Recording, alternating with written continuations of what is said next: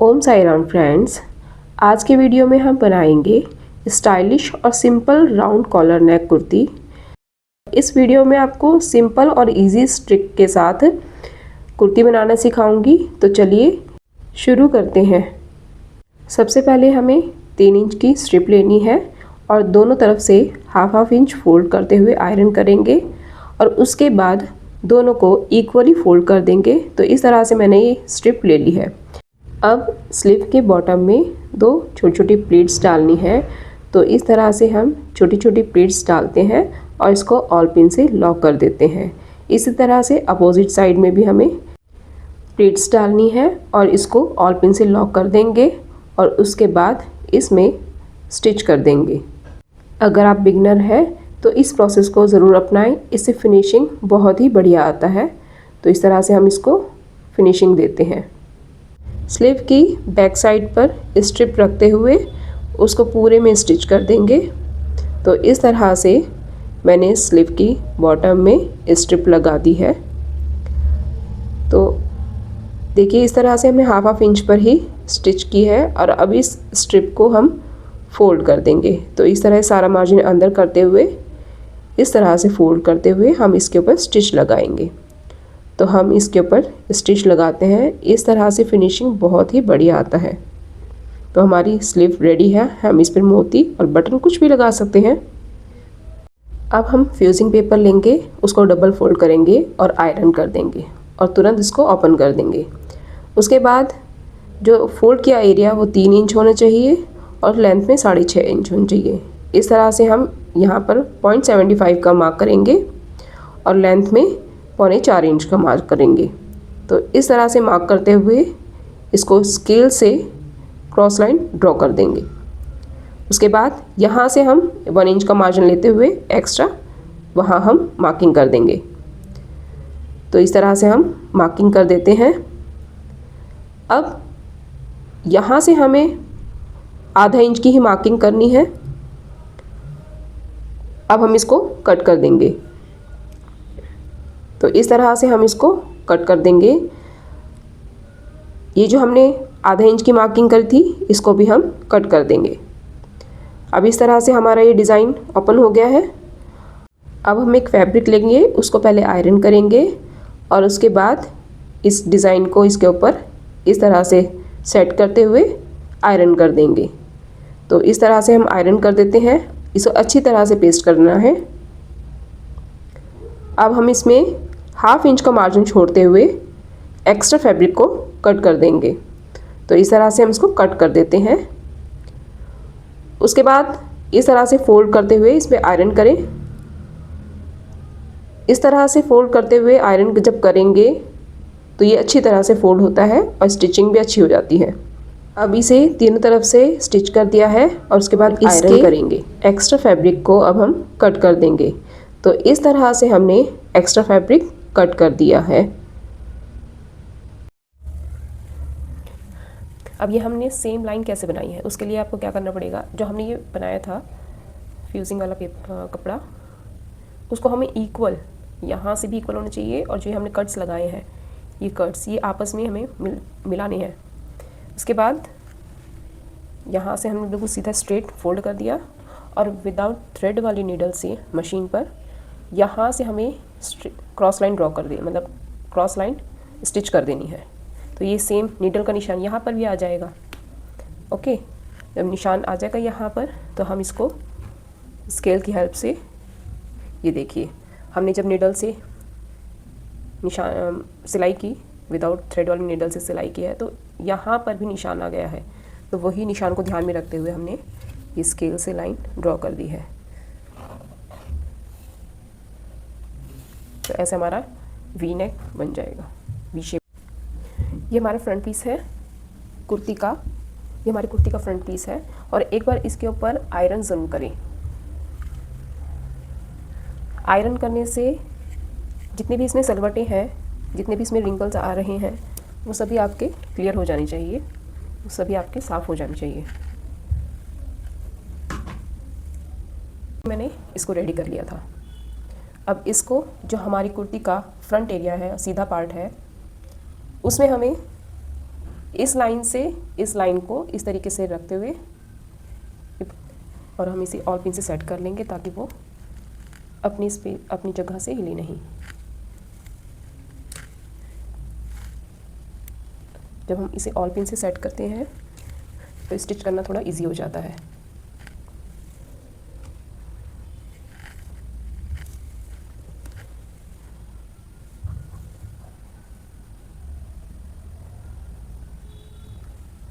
तो अब ये अपनी जगह से हिलेगा नहीं, देखिए ये अपनी जगह सेट हो गया है। और हम ये जो रेड लाइन है, हमने जो मार्किंग की थी, इस मार्किंग पर हमें स्टिच कर देना है। यहाँ हमने स्टिच कर दी है और उसके बाद हमें ऑल पिन्स हटा देनी है। तो इस तरह से हमारा वी शेप रेडी हो गया है। ये जो हमारा फ्यूजिंग का ये वाला एरिया जो है, इसी एरिया से हमें इस तरीके से हमें कट कर देना है।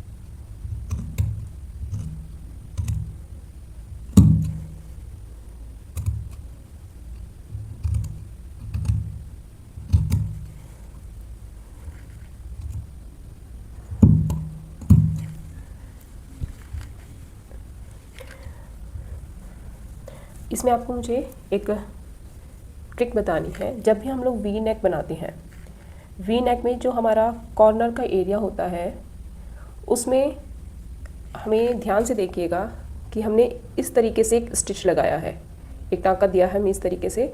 ये जब भी आप वी नेक बनाते हैं उसमें इस टाँके को ज़रूर लगाएं। प्रॉपर कोना नहीं निकालना है, इस तरीके से ज़रूर बनाएं, क्योंकि इससे जब भी आप इस तरीके से नेक बनाएंगे, स्टिच करेंगे, तो वी नेक आपका प्रॉपर बनेगा, उसको फोल्ड करने में कोई प्रॉब्लम नहीं होगी। तो देखिए मैं अभी आपको दिखाती हूँ। यहाँ से हम इसको कट कर देते हैं और जब हम इसको फोल्ड करेंगे, इस तरीके से जब भी हम फोल्ड करेंगे, तो इसके अंदर वो सलवटें नहीं आती हैं जो हमारा वी नेक बनाने में आती हैं।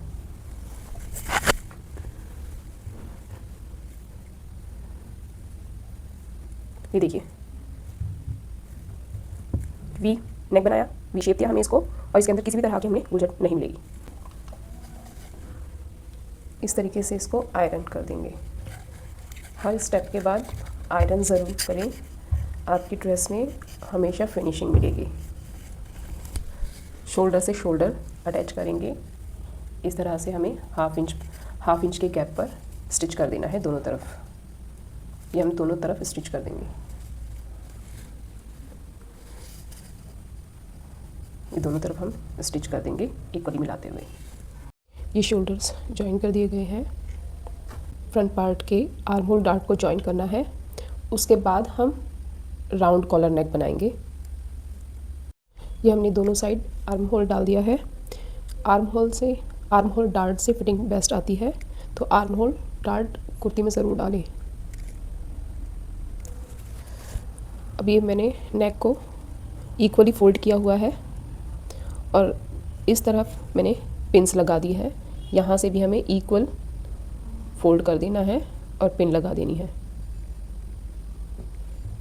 अब हमें मेज़र करना है ये पूरा नेक, यहाँ से 0.25, यहाँ से 0.25 जितना पूरे में मार्किंग करके, अब ये सारी 0.25 इंच पर मार्किंग कर दी है और इसको मेजर करेंगे। तो इस तरह से हम इसको थोड़ा थोड़ा दबाते हुए मेजर करते चले जाएंगे।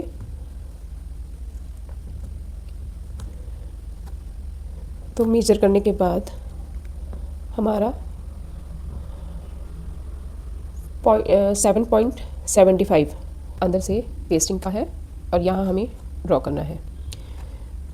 जो हमने नेक राउंड लिया था 7.75 इंच, तो हमें इसमें से पहले -1 कर देना है, जो 6.75 इंच आएगा। तो उसको ध्यान में रखते हुए हमें यहाँ से 6.75 पर मार्क कर देना है। हमने स्ट्रेट लाइन ड्रॉ कर दी, यहाँ से भी हमें एक स्ट्रेट लाइन ड्रॉ करनी है। इसका हमें इस मेज़रमेंट का हमें हाफ कर देना है। ये हमने हाफ पर मार्क कर दिया और यहाँ से हमें 3.5 इंच पर मार्क कर देना है। नेक्स्ट इस मार्किंग से जो सेंटर मार्किंग था, यहाँ से हमें 0.25 इंच ऊपर की तरफ मार्क कर देना है और स्ट्रेट लाइन ड्रॉ कर देनी है। अब इस पॉइंट से इस पॉइंट को क्रॉस लाइन ड्रॉ कर देंगे। इन दोनों पॉइंट का सेंटर मार्क निकालेंगे।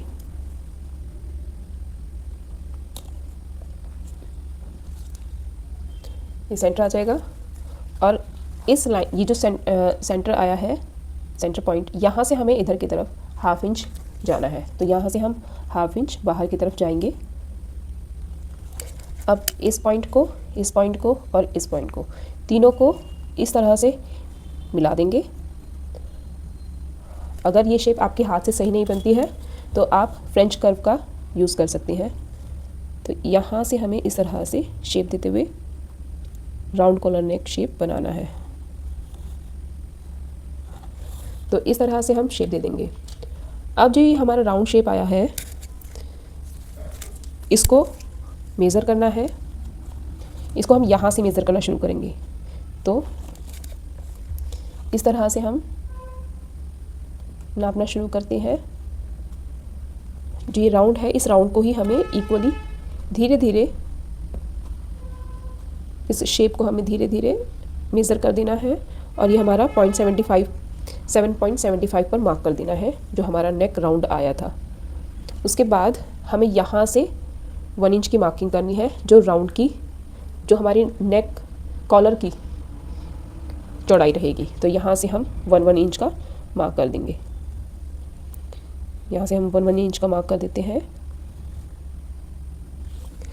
इसी तरह से हमने सारे में मार्क कर दिया।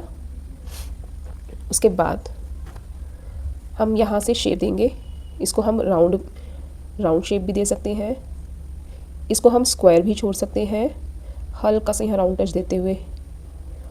और हम इसमें इस तरह से बिल्कुल ना के बराबर कॉलर शेप भी दे सकते हैं। तो आपको जो बेस्ट लगे आप उस तरीके से कीजिएगा।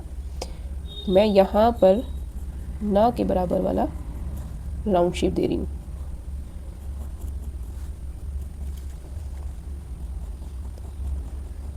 अगर आपका हाथ से शेप अच्छा नहीं आता है तो आप फ्रेंच कर्व का यूज़ करें। अपनी स्पेस से हिले नहीं और हमारा नेक शेप बिल्कुल, हमारा नेक राउंड शेप प्रॉपर कट हो जाए, हमारा नेक कॉलर, हमारा राउंड कॉलर शेप अच्छे से कट हो जाए।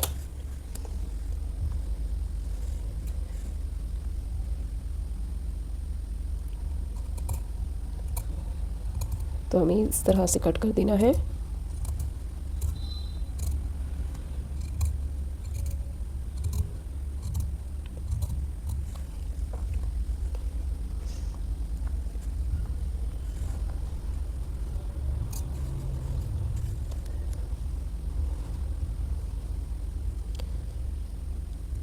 और हमेशा ध्यान रखिएगा, जब भी आप कट करते हैं तो हमेशा शार्प सीज़र का ही यूज़ करें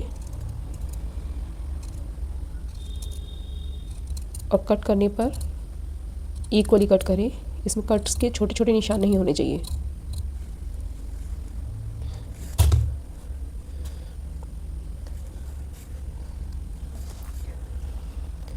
ये हमारा कॉलर रेडी है। इसका शेप कुछ इस तरह से आएगा। और अगर आपको राउंड कॉलर चाहिए, उसका वीडियो मैंने पहले भी अपने चैनल पर पहले भी उसका राउंड कॉलर नेक का वीडियो डाला हुआ है, तो आप उसको भी देख सकते हैं। मैं लिंक डिस्क्रिप्शन में डाल दूँगी। कॉलर को फैब्रिक पर अच्छे से पेस्ट करें। राउंड कॉलर बनाने के लिए हमने कपड़े को इस तरह से डबल फोल्ड कर दिया है। उसके बाद इसमें अच्छे से इसको आयरन कर देना है। अब हमें इस एरिया में स्टिच लगानी है और यहाँ से हमें लॉक कर देना है। ये दोनों साइड्स हमें लॉक कर देनी है। ये हमने स्टिच लगा ली है।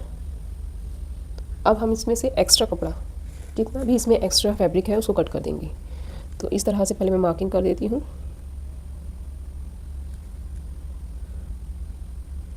तो इस तरह से हम मार्किंग करते हुए जितना भी एक्स्ट्रा कपड़ा है जितना भी एक्स्ट्रा फैब्रिक है उसको हम कट कर देंगे। यहाँ से हमें 1/2 इंच का ही फैब्रिक छोड़ना है, उसके अलावा एक्स्ट्रा हम कट कर देंगे। तो इस तरह से मार्किंग करते हुए 1/2 इंच छोड़ेंगे।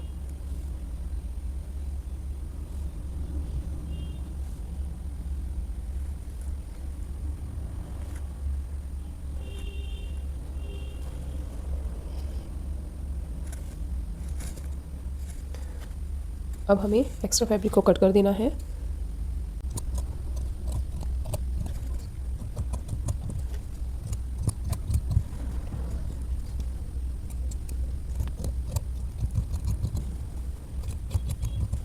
तो इस तरह से हमने नेक कट कर लिया है।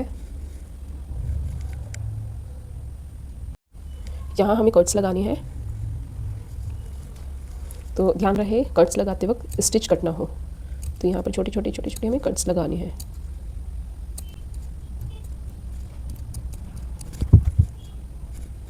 और इसके बाद हमें यहाँ से ओपन करते हुए यहाँ हमें आयरन कर देना है।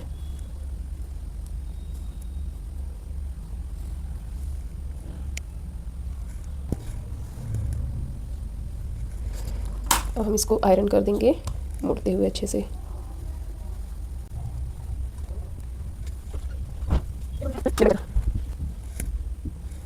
अब हमें जो फ्यूजिंग वाला एरिया है, यहाँ जहाँ से हमारा नेक के साथ कॉलर जॉइन होने वाला है, वहाँ से हमें 0.25 इंच मार्जिन रखकर एक्स्ट्रा मार्जिन कट कर देना है।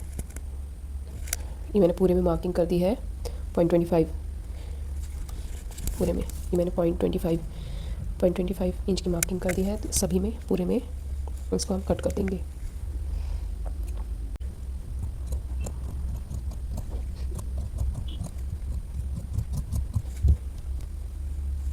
यहाँ हमें सेंटर पर मार्किंग कर देनी है। ये हमारा सेंटर पॉइंट है।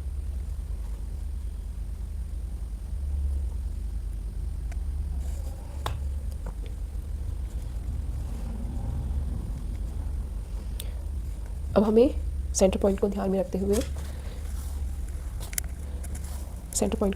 हुए हमें नेक जोड़ना है।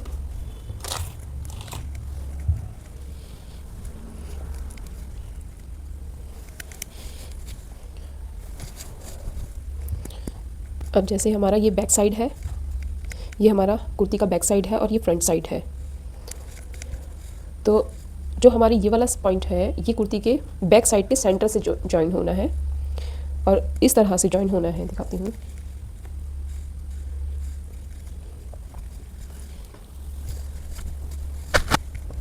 ये हमारी कुर्ती है, ये इसका सेंटर पॉइंट है, ये इसका सेंटर पॉइंट है।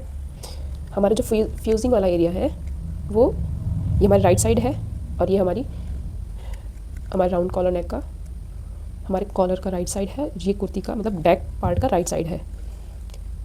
इस पॉइंट से हमारे इस वाले पॉइंट को एग्जैक्ट मिला देना है और हमें पिन से इसको जॉइन कर देंगे। पिन से इसको इस तरह से जॉइन कर देंगे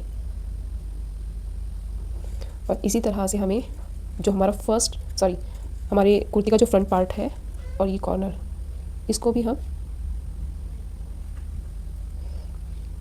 इस तरह से मिला देंगे। कुछ छोटी छोटी बातों का ध्यान में रखते हुए सही तरीके से हमें स्लीव्स जोड़नी है। स्लीव जोड़ने के लिए हमें क्या करना पड़ेगा? स्लीव जोड़ने के लिए हमें पहले इसको इक्वल करना है। इक्वल करके मार्किंग कर देंगे। तो इस तरह से हम दोनों साइड्स को, फ्रंट साइड और बैक साइड दोनों साइड्स को इक्वली करते हुए ये हमारा सेंटर पार्ट निकल आया। ये हमारा सेंटर पार्ट निकल आया, आर्म होल का सेंटर। तो इसको हम कट लगा देंगे, हमारा सेंटर बन जाएगा। अब हमें ये हमने आर्म होल ओपन कर लिया है और हम यहाँ पूरे में 1/2 इंच का मार्किंग कर देंगे। तो इस तरह से हम 1/2 इंच का मार्क करेंगे।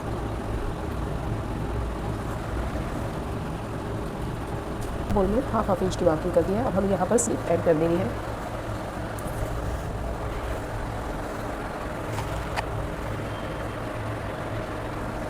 ये हमारी स्लीव है, ये हमारी स्लीव है। अब हम स्लीव को इस तरीके से रखेंगे और जो स्लीव का सेंटर पॉइंट है स्लीव का सेंटर पॉइंट, ये स्लीव का सेंटर पॉइंट है। अब इस सेंटर पॉइंट को आर्म होल के इस सेंटर पॉइंट से जॉइन करना है।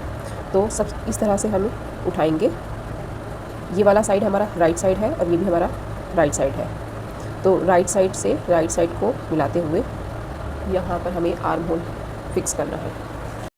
स्लीव के सेंटर पॉइंट को आर्म होल के सेंटर पॉइंट से इस तरह से, ये स्लीव का राइट साइड है और ये आर्म होल का राइट साइड है, दोनों को इक्वली मिला करके पिन से इसको अटैच कर देंगे। यहाँ से भी दोनों इक्वल मिले होने चाहिए और यहाँ से भी आगे पीछे ना हो। तो इस तरह से हम इनको मिलाते हुए पिंस से इनको लॉक कर देंगे। और जो हमारी स्लीव की आर्म होल का एंड पॉइंट है और कुर्ती के आर्म होल का एंड पॉइंट, दोनों को इक्वल मिलाएंगे। ये वाला एरिया इक्वल मिला होना चाहिए और यहाँ से भी इक्वल मिला होना चाहिए। यहाँ पर भी हमें और पिन से इसको लॉक कर देना है। तो इस तरह से हम इसको लॉक कर देंगे। नेक्स्ट, अब हमें इस सारा जो फैब्रिक है, इस फैब्रिक को इस आर्म होल के साथ एडजस्ट कर देना है। तो जो हमारा फिटिंग एरिया है, कुर्ती का जो फिटिंग एरिया है, इसमें हम हल्की सी लूजिंग, इस स्लीव वाले एरिया को हल्का सा लूज़ करते हुए इस तरह से इसको लॉक करेंगे। तो यहाँ से थोड़ी थोड़ी जगह पर हमें पिन से इसको लॉक करते हुए चलना है। स्लीव को कुर्ती के साथ लॉक करते हुए चलेंगे।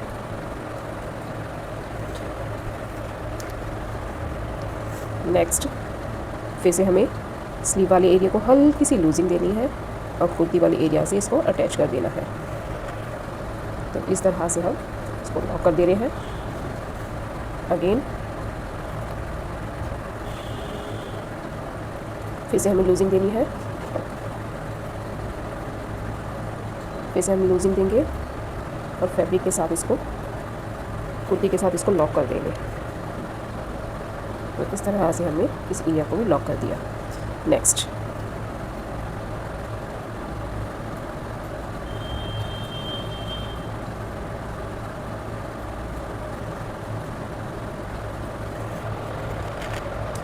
इस तरह से हमने इसको यहाँ से भी लॉक कर दिया।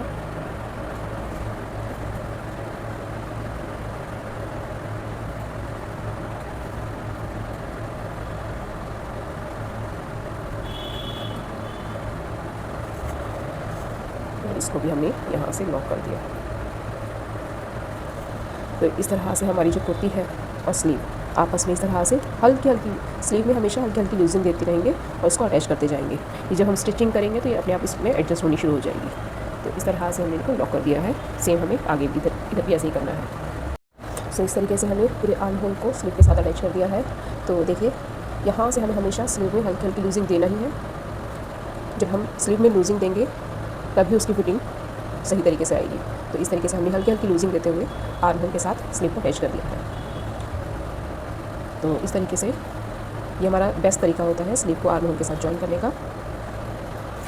चलिए अब हम इसमें हाफ इंच पर ही स्टिच लगाते हैं। तो इस तरह से हमारी स्लीव अटैच हो गई है। ये हमने भी जो निशान लगाया था, मार्किंग जो की थी, उस मार्किंग के ऊपर ही हमने स्टिचिंग की है। तो जब भी आप ये आर्म होल के साथ स्लीव अटैच करेंगे तो पहले इसको अच्छे से मार्क जरूर कर दें। इधर भी देखिए, स्लीव्स अच्छे से जुड़ी है, कोई सिलवट नहीं है, इसके अंदर कोई क्रीज नहीं आई है। बट इसके लिए एक छोटी छोटी ट्रिक्स को अपनाएंगे तो स्लीव भी आपकी प्रॉपर सही तरीके से जुड़ जाएगी।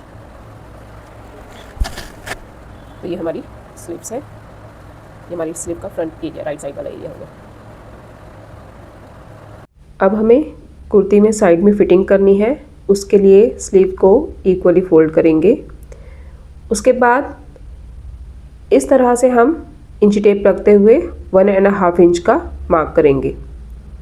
तो आर्म होल से लेकर हिप तक हमें 1.5 इंच का मार्क कर देना है। ध्यान रहे, जब भी हम साइड फिटिंग के लिए फैब्रिक को आपस में मिलाते हैं और आर्म होल को इक्वली मिलाना होता है, तो उसको इक्वली मिलाने के बाद ऑल पिन से उसको लॉक ज़रूर करें। जब हम इसको ऑल पिन से लॉक करते हैं तो आर्म होल अपनी जगह से हिलता नहीं है। तो इस तरह से मैंने इसे पिन से लॉक कर दिया है। इस ट्रिक को अपनाने से आर्म होल की फिनिशिंग में परफेक्शन आती है। तो इस ट्रिक को ज़रूर अपनाएं। और उसके बाद पूरी कुर्ती में इसको स्टिच कर देते हैं। अब मैंने स्टिच कर दिया है, दोनों साइड से इक्वली स्टिच हुआ है और हमारा आर्म होल भी सही मिला है।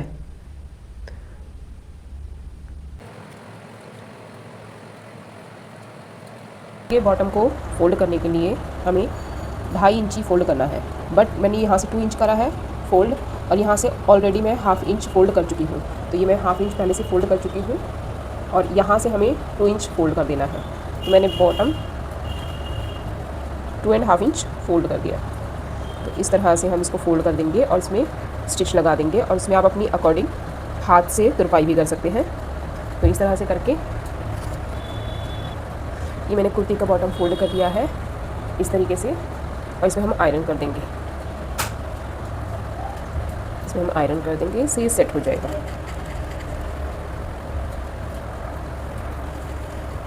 ये मैंने कुर्ती का बॉटम को आयरन कर दिया है, इससे फिनिशिंग बड़ी अच्छी आती है। जो हमने हिप साइज़ रखा है फिटिंग का, उसी के ही अकॉर्डिंग, फिटिंग के अकॉर्डिंग ही हमें यहाँ पर मार्किंग करनी है।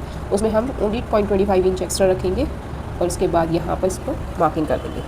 मार्क करने के बाद इसको इस तरह से ओपन करेंगे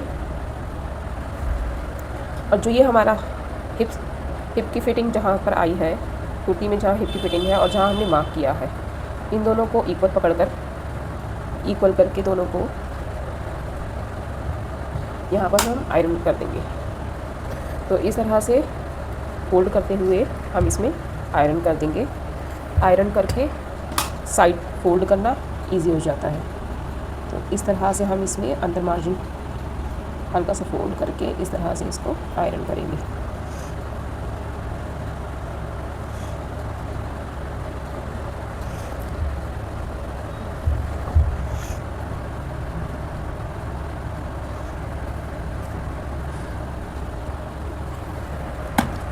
तो इस तरह से हम इसको फोल्ड कर दिया है और हम इस पर स्टिच करेंगे और आप इसमें तुरपाई भी कर सकते हैं।